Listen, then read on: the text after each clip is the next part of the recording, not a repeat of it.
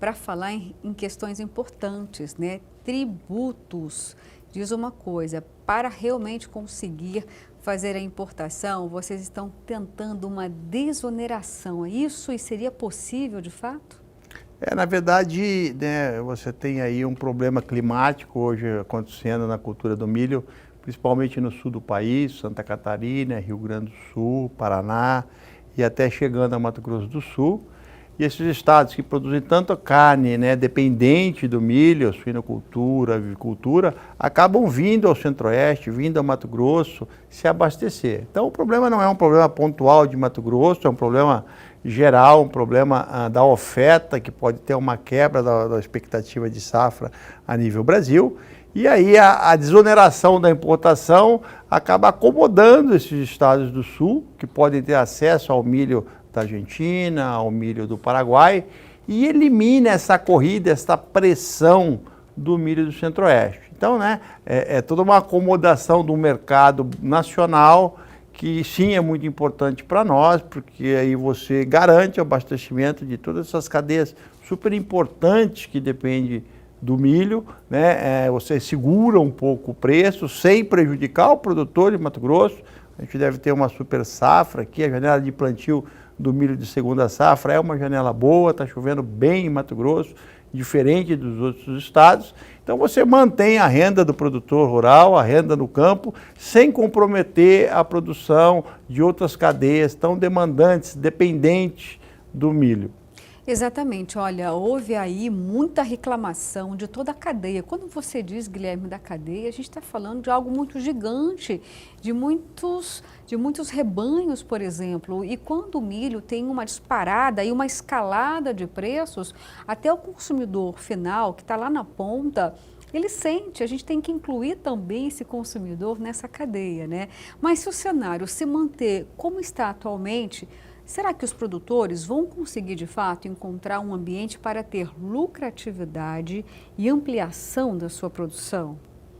Esse é o grande desafio, né, Luciana? Você encontrar um equilíbrio na cadeia de negócio, que todos se mantêm, todos ganham dinheiro, né? Uma relação de ganha-ganha, e que possa chegar esse produto final ao consumidor, porque é ele que dita, né, o que quer, ele que tem que ditar o preço, né, ao consumidor, que seja viável, que caiba no bolso. Mas é muito difícil, num momento de economia de dólar a 5,60, das commodities, né, que são todas cotadas em dólar no mercado internacional, em preços altos, China comprando commodities, comprando proteína, comprando grãos, né? Então a gente vive num mundo globalizado de preços, de demandas, né? Então realmente um problema conjuntural como esse traz, né, o aumento de preços da carne em função do custo do milho, traz o aumento de preço do combustível em função do aumento do custo do petróleo ou do milho que se faz combustível. Então é toda uma reação de cadeia de um problema conjuntural, né? A gente tem se esforçado, o Mato Grosso principalmente é um grande celeiro de produção, aumentando, né, a oferta de commodities. Isso ainda traz para nós aqui dentro, aqui em Mato Grosso, uma condição favorável para todas essas cadeias. Mas, né, nós temos uma missão maior, que é alimentar aí tanto o Brasil quanto o mundo. E aí isso acaba refletindo em preços mais altos dos nossos produtos. E o que a gente pode esperar então agora dessa cadeia da produção de etanol de milho, Guilherme? É muito interessante, eu costumo dizer que depois da revolução do plantio direto no Centro-Oeste, né, no Cerrado brasileiro, o etanol de milho vem virar mais uma página importante, que é a tão sonhada verticalização da produção primária. Então, se você pegar aí, Mato Grosso aí exporta quase 20 milhões de toneladas de milho, e a gente traz isso para você industrializar esse milho dentro do estado, gerando emprego, gerando renda, gerando aí, adensando outras cadeias de produção. A gente tem alguns estudos aí do IMEA, que uma tonelada de milho processada em etanol, em farelo de milho, em óleo de milho, ou seja, o etanol e seus coprodutos, ela aumenta, ela valoriza em 51% mediante aquele mesmo milho exportado. Então, eu agrego este valor e distribuo, né? Além de eu trazer um farelo de milho num custo mais barato para a produção de proteína animal, seja suínos, aves, bovinos, peixes, gerando emprego, gerando impostos. Então, é muito bom você poder ver um segmento que o milho até então não tinha preço, era uma cultura secundária à estratégia da soja, né? Se plantava soja, se plantava milho por uma razão de manejo, de plantio direto, de controle de pragas e nematóides. Hoje o milho criou vida, criou preço, né? Produzindo uma energia limpa, um biocombustível verde, limpo, nosso, juntamente com os seus coprodutos, aí possibilitando a produção de proteína animal. Então, eu acho que é uma nova revolução da agroindústria dentro do Centro-Oeste. Agora, ainda voltando a falar um pouquinho sobre o que a gente estava falando, sobre a desoneração, abrimos falando sobre isso, já houve essa demanda juntamente com a frente parlamentar para poder ter essa desoneração do PIS e COFINS, teve já um resultado, o que esperar disso? A semana passada marcou por um projeto de lei de uma deputada lá do Espírito Santo querendo taxar o milho, a exportação do milho, né? E tudo isso teve um movimento, por incrível que pareça, poderia ser um benefício muito grande para a nossa cadeia que demanda do milho. Se você taxa para exportar, acaba ficando mais caro e o preço acaba repercutindo no mercado interno, desvalorizando o milho no mercado interno.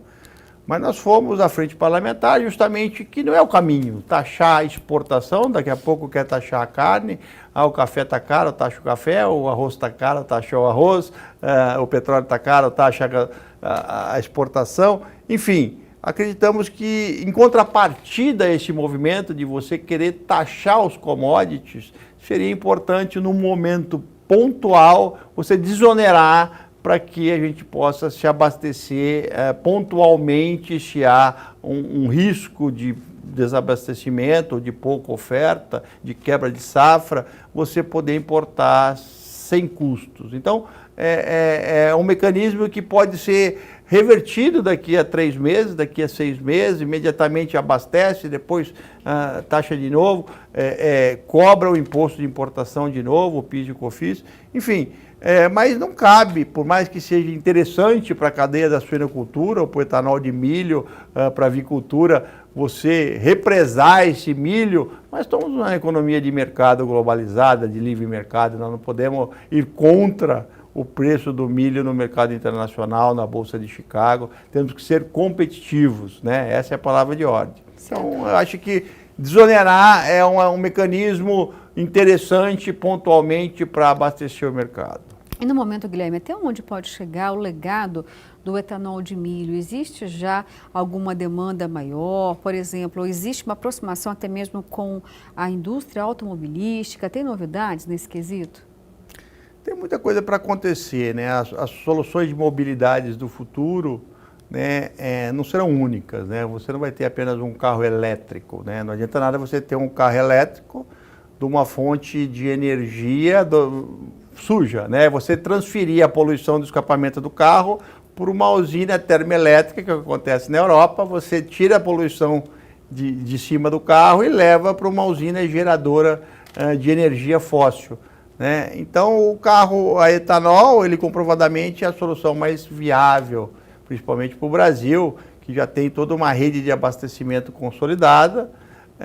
Você tem um combustível verde que ele acaba sendo mais limpo do que um carro elétrico, onde a bateria é abastecida por uma geração de energia fóssil. Então ele tem o seu papel, existe aí grandes montadoras interessadas e investindo na pesquisa e desenvolvimento desta matriz de mobilidade. A Volkswagen tem feito um trabalho, montou um centro de pesquisa, nós estamos muito próximos já, trabalhando junto em alguma coisa de futuro. A Nissan também tem investido muito no carro etanol. Existe já um trabalho do carro híbrido, né? Ele é elétrico movido por um motor a combustão de etanol que alimenta este motor elétrico. Então, a gente costuma falar que o carro etanol é o carro do futuro no presente, né, já consolidados. Você imagina você pegar um carro elétrico hoje e ir para São Paulo com ele. Onde é que você vai abastecer esse carro? E o problema do descarte das baterias no futuro? Ele terá seu papel, não é que nós não estamos dizendo o que é melhor ou é pior. Ele terá seu papel, seu nicho de mercado para um consumidor que está disposto a investir mais caro nessa tecnologia, mas o carro a etanol realmente é a nossa matriz de futuro, a solução da América do Sul, da América Latina, a Índia já está se preparando para isso, outros países se movimentando, e a indústria automobilística internacional, mundial, já descobriu isso, né?